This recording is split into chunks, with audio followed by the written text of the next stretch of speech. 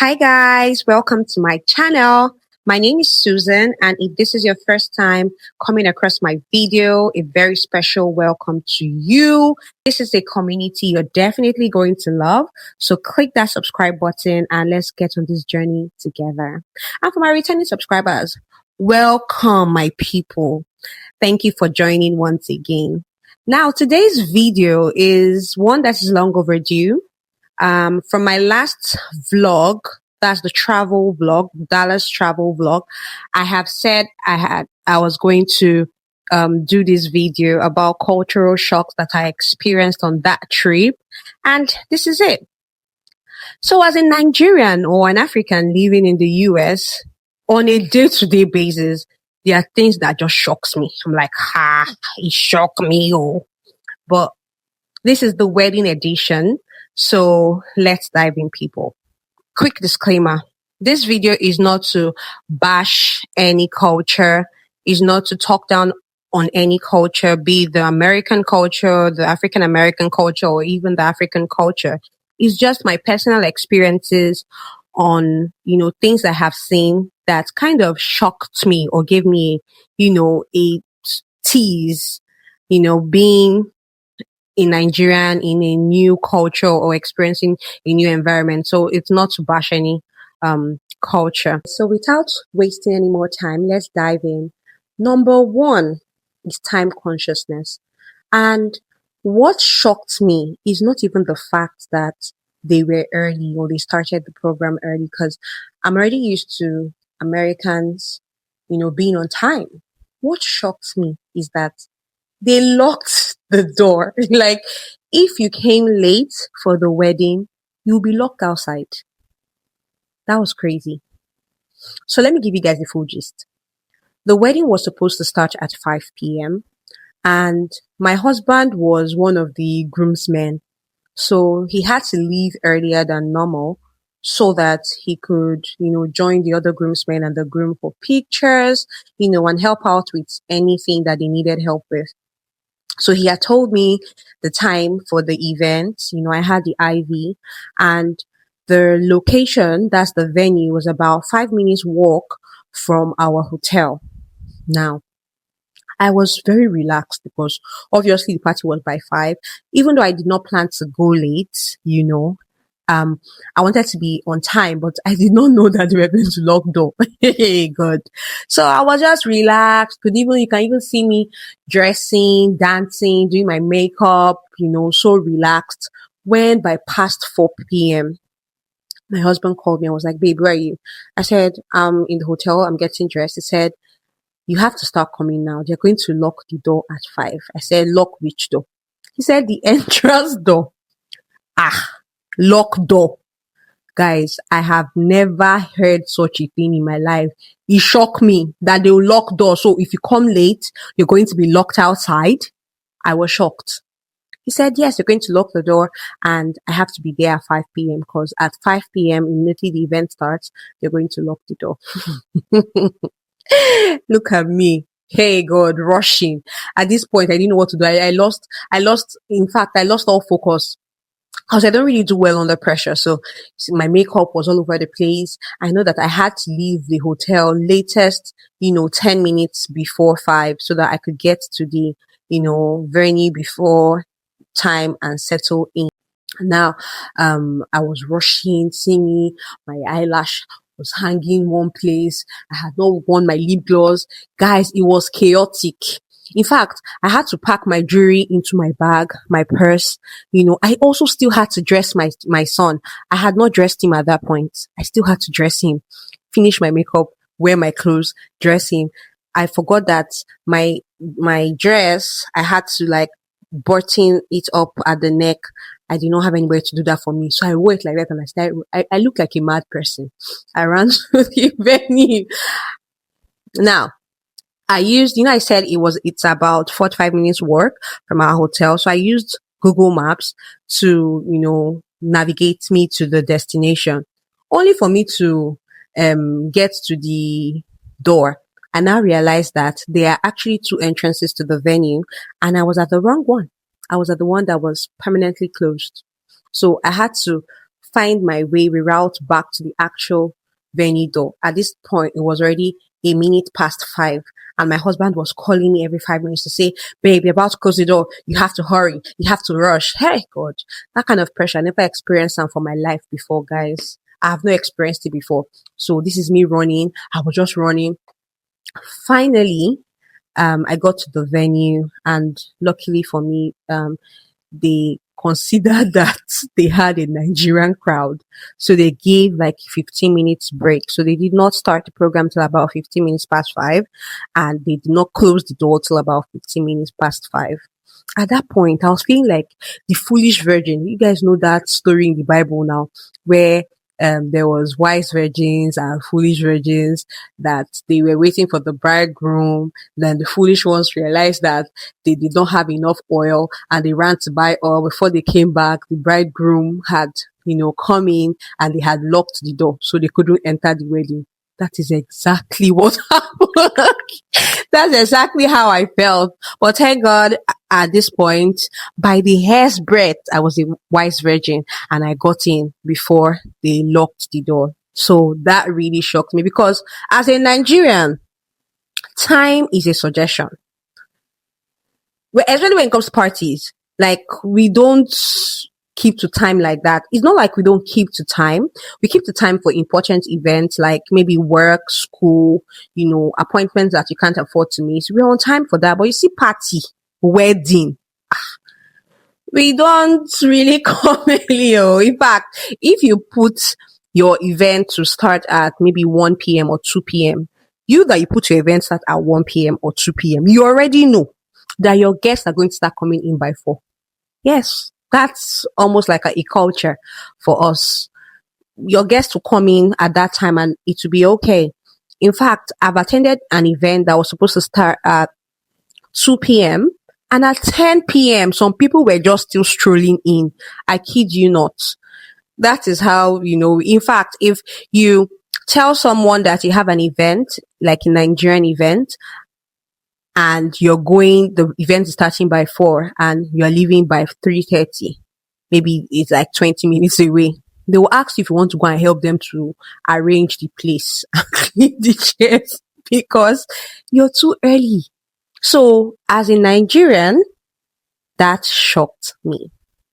Now, number 2, the second thing that shocked me about, this wedding was there was a time where nothing was happening.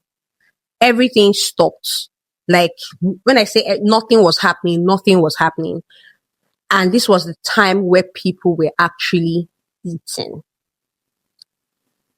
It was shocking to me because in Nigeria, the party never stops. When we have an event, the party never stops.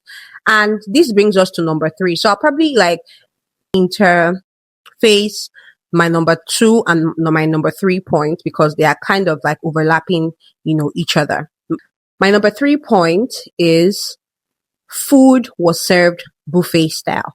Now, this wasn't so surprising, for me, because I have attended several other events here. Although this was my first wedding attending, but I have attended several other events, and it's the same thing. They always do buffet style, right? So I think they do that because it's kind of more expensive to get servers and waiters, having to, attend to your guests. So people just, no matter who you are, if you like, be a chief, be a king, you will stand up, you will line up like you are in a dormitory, boarding house, and you hold your plates and you say, put for me. Guys, as a Nigerian, nope. It's not like we don't have events where it's buffet style. We do, but it's not very common because, people just want their guests to relax, sit down and enjoy themselves. So we usually have, like, especially for weddings, standard weddings. Please, people should not come and tell me in my brother's wedding, they just gave 1 puff puff and two akara, and they share inside nylon bag. That's not the type of wedding I'm talking about. Thank you. I'm talking about standard Nigerian weddings. There's usually like a menu card where all the food options that is being served that day is on that menu, and you probably tick what you want, or when the waiter comes, the servers come to you, they ask you what you want to eat, and you tell them, and they come to serve you on your table. So nobody has to stand up from their seats. You could be in your seat without having to stand up to disrupt the entire event and go queue for food. Your food is brought to you. And you would always see one auntie, well dressed, going around asking, have you eaten? Have you eaten? Sheon Gel, have you eaten? Have you eaten? There's always one auntie, activity aunties walking about, making sure that everybody has eaten. You'd see, one auntie, one mommy, she would be directing some of the servers. You see her standing, walking in front, then two servers with food at the back, just, following. And she's like, come here, come here, come here, directing them to the tables to give, special meals. That's how it usually is in Nigerian weddings. But in this one, no, everybody has to stand up to get their food. And that takes me back to my number 2 point, where everything stops. So because everybody has to stand up to get their food, the hall is empty at that point because everybody's queuing for food somewhere. So now there's no entertainment going on. There is no MC, that is, even the MC is lining up. Even the MC is on the queue, make food no finish, there's no MC entertaining anybody. There's no entertainment, maybe like music, dancing, whatever form of entertainment. Everything just stops.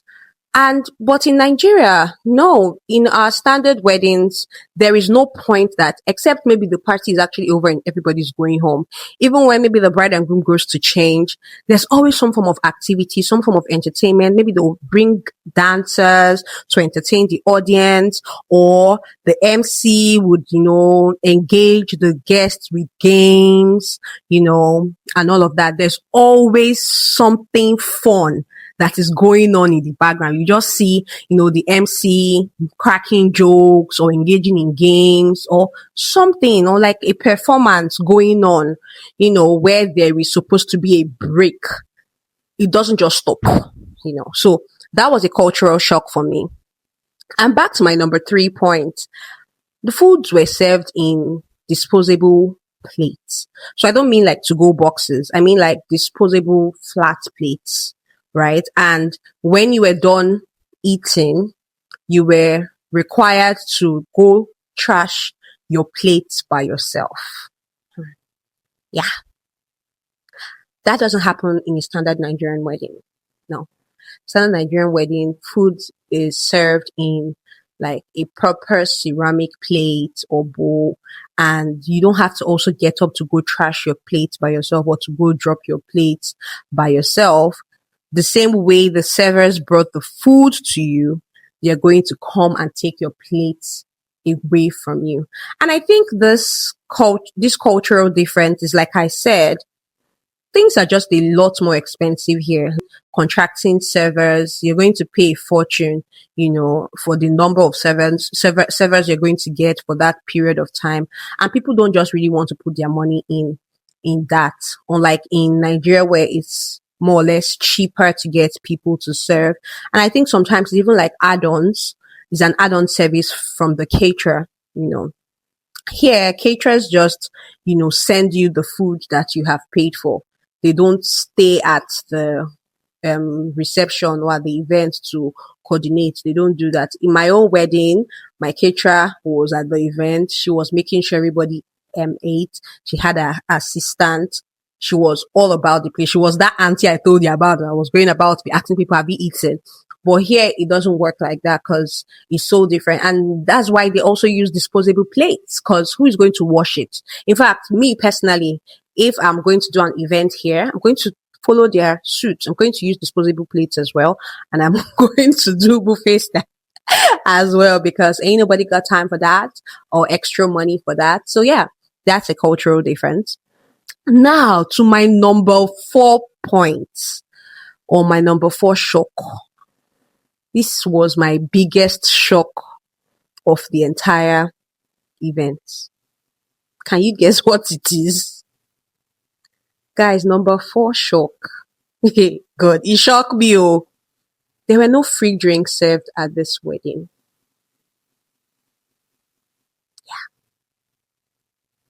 There were no free drinks served at this wedding. Like, even thinking about it, I'm still shocked. Like, I was shocked. Shocked to the depth of my bone marrow.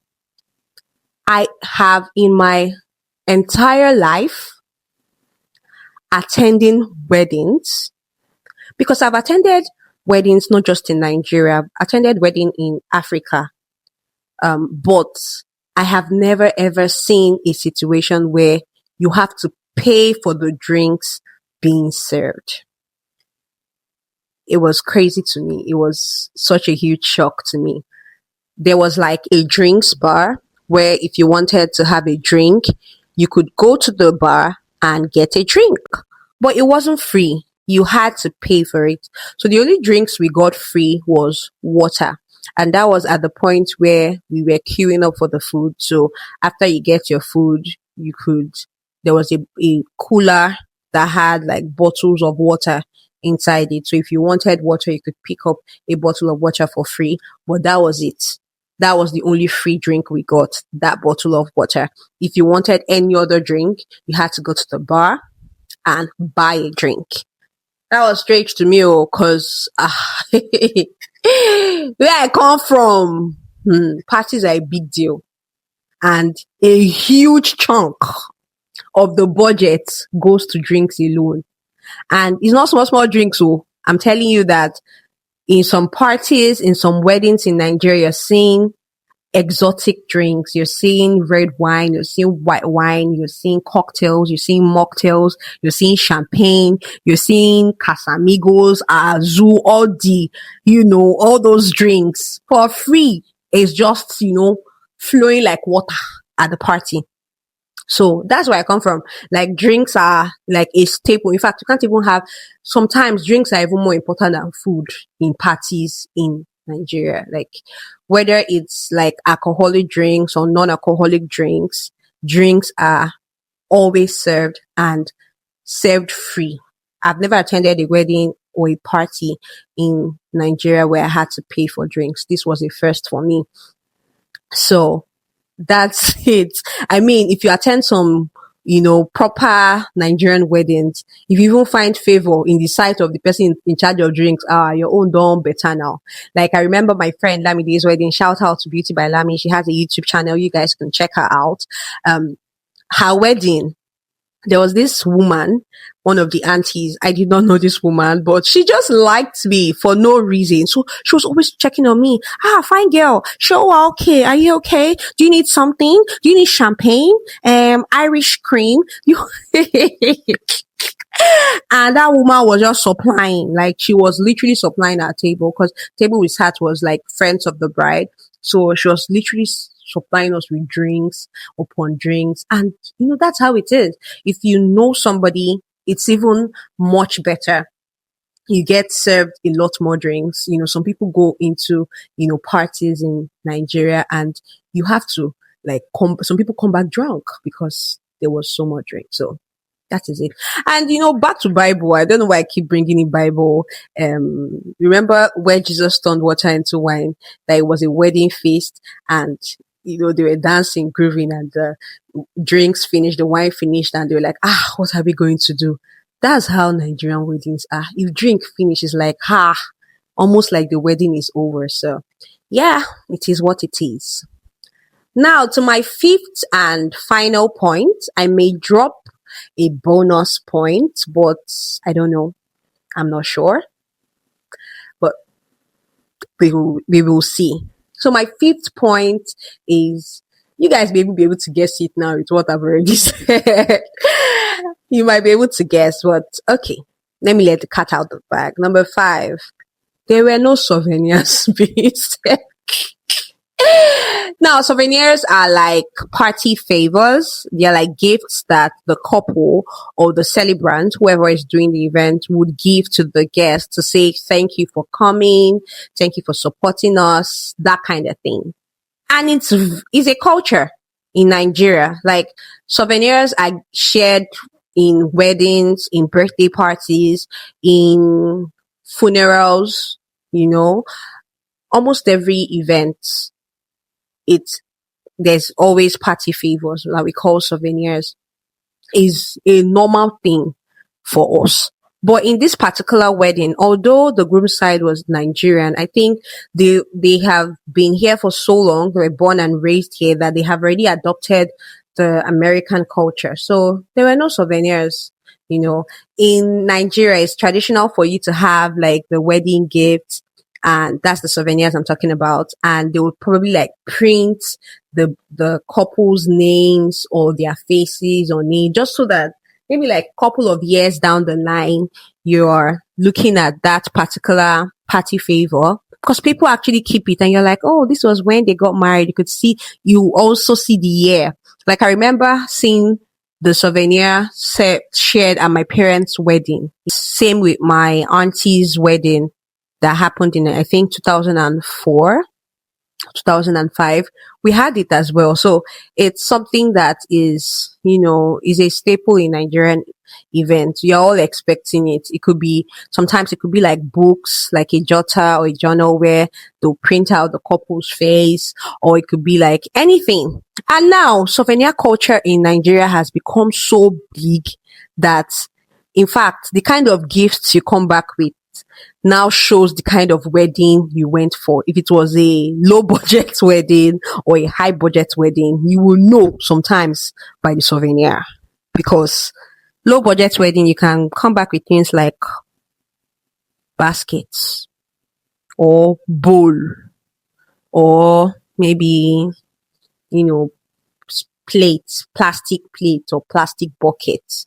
But you see like the high budget wedding, you come back with expensive gifts. Like some people, the real money people even go ahead to share things like iPads, like gadgets in their weddings as souvenir. In Nigeria, there's no, in fact, I shout out to my Yoruba brothers and sisters because they are the ones that throw the best parties and give the best souvenirs. You will just see one auntie in one corner sharing Ghana must go filled with maybe like milk, powdered, chocolate drinks like Milo, wedding or party. You see some people sharing gari. You see some people, there's even one I saw on social media. It was a whole cake. They were giving whole cake. There's even one I saw live chicken. Souvenir, a live chicken. Living and breathing chicken was being shared as souvenir. Like they take this whole souvenir culture so crazy. Or very like Bobrisky, you see that one, he'll carry a whole Ghana must go the biggest size of Ghana must go bag. There's a bag we call in Nigeria Ghana must go bags. I'll see if I can put the picture, but if I can't, forgive me. It's very massive. So some people would load it up with gifts for one person. You see bowls, you see plates, you see knife. There's even a wedding that my mom and I went to that, in fact, you can cook a whole meal with the souvenirs that they shared because they gave us a roll of sachet tin tomatoes. They gave us like matches, a matchbox. They gave knife. They gave pasta, spaghetti. They gave us spaghetti. They gave salt, a bag of salt. They gave oil, like small bottles of oil, So when I saw everything, I was like, what's left? This is a whole meal. You can just go home and, cook. They even gave us knife to cut the onions, bowl to mix it. So yeah, souvenirs are like a huge part of Nigerian wedding culture. And it's usually just fun, sometimes to go to different kind of parties and you can imagine you don't now wear the ashwebi, you don't now wear the official clothes. You just in your heart you'll be thinking that, will they give me souvenir like this? Because in some parties, in some weddings, they won't give you souvenirs until they see you, wearing the clothes. Or while some they just give everybody. Yeah, so it's usually fun. You see those aunties in one corner sharing it. Those ones, they'll not squeeze their face. They'll be serious, because, they have power at that point. They don't want you to beg them. They'll be very, very serious. Just be, take. They don't want you to beg them. Well, yeah, it's fun, but it was quite a different and a huge cultural shock that there were no party favors or souvenirs shared at this wedding. Bonus point is that there was a time when the wedding was over and everybody had to vacate the hall. Well, this part was actually beautiful because there was an exit ceremony for the bride and groom where we had to like escort them to their carriage. It was really beautiful. We had to escort them, watch them throw flowers on them. It was really, really beautiful. But in Nigeria, the party just really kind of dies down. There's no really like closing time, especially when there is like an after party. Sometimes Nigerian weddings, they party till like 4 a.m. Yeah, they party till like 4 a.m., 5 a.m. Sometimes when the bride and groom are tired, they will just leave the remaining people in the hall. The remaining guests will still be there dancing and grooving till they're ready to go home. So yeah, that's the difference in, Nigerian ways. But it's not like any of these cultures are bad, but it's just like different, with the way we do things. And guys, that brings us to the end of this video. Did anything shock you the way it shocked me? And do you also have like experiences with cultural shocks in weddings? Have you attended, a multicultural wedding where something shocked you? If you have, you could just, leave it in the comment section. Let's have a discussion. Let's talk about all these type of things. And yeah, thanks for watching, guys. I would definitely see you in my next video. And if you have watched to this point, you haven't subscribed, you haven't liked this video, please do that. I don't know if I should kneel down and beg you people. Support me. This is a growing channel. I have goals and I really want y'all to help me to meet that goal. So please subscribe to my channel, like this video and share, with your loved ones. And I'll definitely see you in my next video. Bye.